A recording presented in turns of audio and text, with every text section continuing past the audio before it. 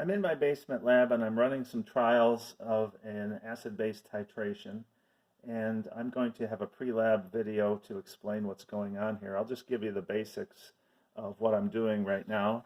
The reaction I'm carrying out is the titration of vinegar.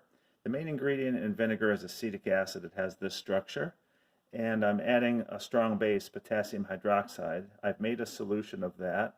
And the mole ratio between acetic acid and sodium and potassium hydroxide is 1 mole to 1 mole. So it's a very simple titration reaction where the base neutralizes the acetic acid, and you get potassium acetate and water.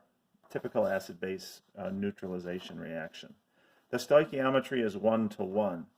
And the whole point of the lab is to figure out the concentration of the acetic acid in this vinegar bottle here.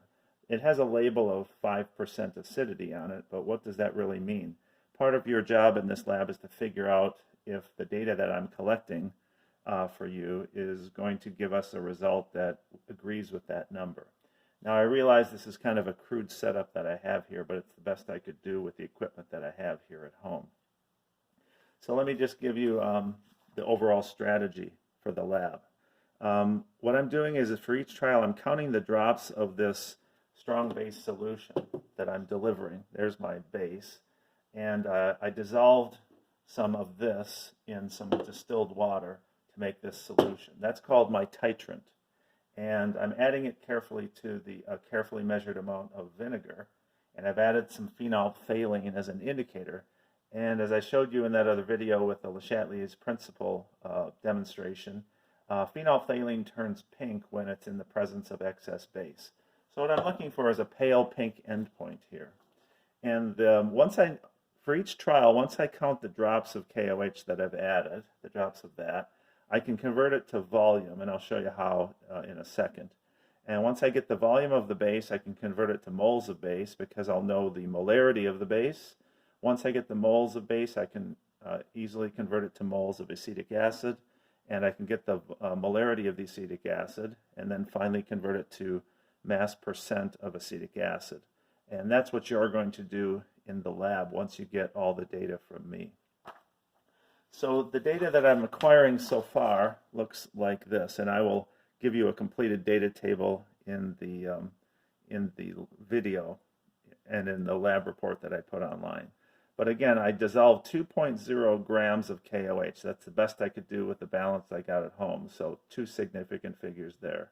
I dissolved 2 grams of this solid KOH. This is just a strong base. It's a white powder. It's the same base I used in the thermochemistry lab a couple of weeks ago. So I dissolved that, 2.0 grams of that in 50.0 milliliters of water, which I just measured with a graduated cylinder. This is precise to 1 decimal place, so I was able to accurately or precisely measure 50.0 milliliters of water for that, dissolving that to make this aqueous solution. So part of your job is to figure out the molarity of that solution, the molarity of the base. I have carefully calibrated this pipette. I did some trials earlier where I counted drops of water, and I counted how many drops of water it took to give me exactly 5.0 milliliters of solution of water. I could use water because this is so diluted, it's essentially mostly water. So I figured out with several trials that every 5.0 milliliters of base requires 119 drops. I had to do that because I don't have what's called a burette. A burette is a piece of glassware that precisely delivers volume of liquid to 2 decimal places. So I had to come up with a way to deliver volume somewhat precisely under these conditions, and I came up with just counting drops. And I'll show you how that works in the pre-lab video. But right now I'm just counting drops to reach the endpoint, and I'll convert that to volume of the KOH with this conversion factor. 119 drops equals 5.0 milliliters. For each trial, I've carefully measured 5.0 milliliters of vinegar using a graduated cylinder, and that stays constant for each trial. And I added 3 drops of phenolphthalein to this beaker with some water so that I can see the color change better. Now, right now I'm at 136 drops that I've counted so far. It's a little bit tedious, but I'll just show you. It seems to be working. So I'm just counting drops, and what I'm looking for is a pale pink endpoint, and I will explain why that is. But that's going to tell me when the reaction is done. That's one more. That's 137, 138, 139, 140. And I have to swirl it every once in a while. You can see I'm very close to the endpoint because the pink color is persisting. So I'm at 140 drops. I'll run some more trials and complete this data table for you. I just want to show you how I'm conducting these trials. So I'm at 140 drops. I'm 141, 142, 143. It's only going to take one drop to go from colorless to pink. So I'm at 143. And sometimes it even takes half of a drop, but it's hard to deliver half a drop with this plastic pipette. 144, let's see, does it turn? I'm looking for the pink color to last for at least 20 seconds. 145, 46, 47, 147 drops. Getting very close. Okay, 148, 149, let's go to 150 and see what we got.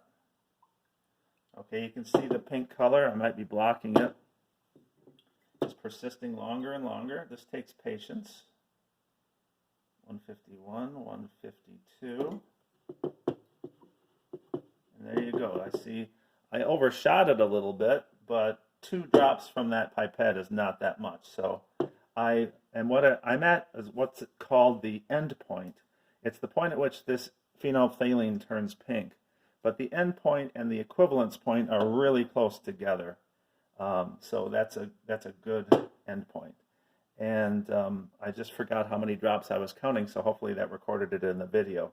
But I'll show you another trial in the next video. I'll splice these all together for you.